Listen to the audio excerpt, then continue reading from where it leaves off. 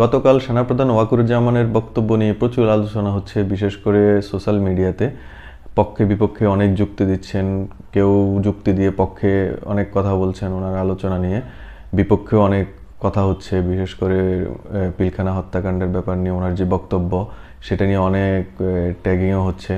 তো সব কিছু ছাপিয়ে যে আলোচনাটা সামনে এসেছে সেটা হচ্ছে আমার কাছে মনে হয় যে সার্বভৌমত্ব যে ইস্যু নিয়ে তিনি যে সতর্কবার্তাটা দিয়েছেন এবং সব রাজনৈতিক দলকে এক হতে বলেছেন। এখানে আমাদের একটা জিনিস লক্ষ্য করতে হবে, সেনাপ্রধান একটি দেশের যার কাছে সমস্ত গোয়েন্দা তথ্য থাকে এবং ইন্টারনাল এবং এক্সটার্নাল যে থ্রেডগুলি থাকে তার তথ্য ওনাদের কাছে থাকে। তো একটা সেনাপ্রধান কখন জনসম্মুখে দেশের সবাইকে একত্রিত হতে বলেন সার্বভৌমত্ব রক্ষার্থে?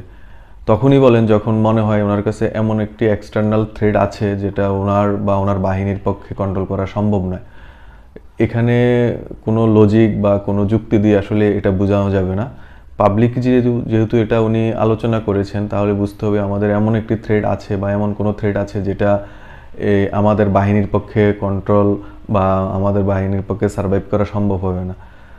যদি এমন কোনো থ্রেট থাকতো যেটা কন্ট্রোল করা সম্ভব, ডিফেন্সের এই ফোর্সগুলি সাধারণত নিজেদের মধ্যে এটাই রাখেন, এটা কখনো পাবলিকলি আনেন না। সো আমাদের এটা বোঝা উচিত যে আসলে ওয়াকুরুজ্জামান যে সবাইকে একত্রিত হতে বলেছেন, কি কারণে বলেছেন? মূলত সার্বভৌমত্ব নিয়ে এমন কোনো থ্রেড আছে, যদিও ইউকের MI6-এর যে গোয়েন্দা রিপোর্ট সেখানে অনেক কিছু আছে, এটা আপনারা চাইলে কেউ খুঁজে দেখে নিতে পারেন। সেখানে দেশের মিডিয়ার দেশে অরাজকতা তৈরি হবে সেটা নিয়ে অনেক আলোচনা হয়েছে। সো একটা বহির্বিশ্বের একটা থ্রেড অবশ্যই আছে, না হলে ওয়াকুরুজ্জামান সব জনসম্মুখে কথাটা বলতেন না যে সার্বভৌমত্ব রক্ষায় সবাইকে একত্রিত সাথে দাঁড়াতে।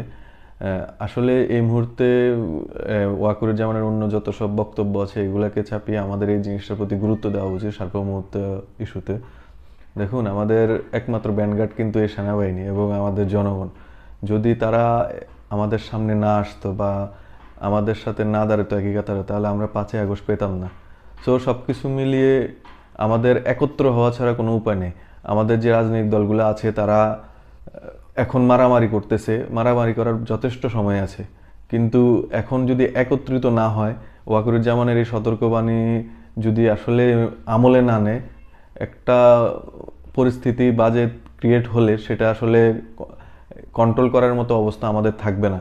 সো আমাদের সবার রিকোয়েস্ট থাকবে যে বর্তমান যে রাজনৈতিক দলগুলি আছে, বিশেষ বিএনপি, জামাত, বৈষম্য বিরোধী ছাত্র আন্দোলনের যে সংগঠন আসতেছে এবং অন্যান্য ছোট দলগুলি, সবাই আবার একই কাতারে যদি না আসে, হয়তোবা এই প্রবলেমগুলো সেনাবাহিনীর পক্ষে বা আমাদের অন্য ডিফেন্স ইন্ডাস্ট্রিগুলোর পক্ষে সলভ করা সম্ভব। আদারওয়াইজ সত্যি বলতে এটা অনেক ডিফিকাল্ট। ওয়াকুরুজ্জামানের কথাকে আসলে রাজনৈতিক দলগুলো আমলে নেওয়া উচিত।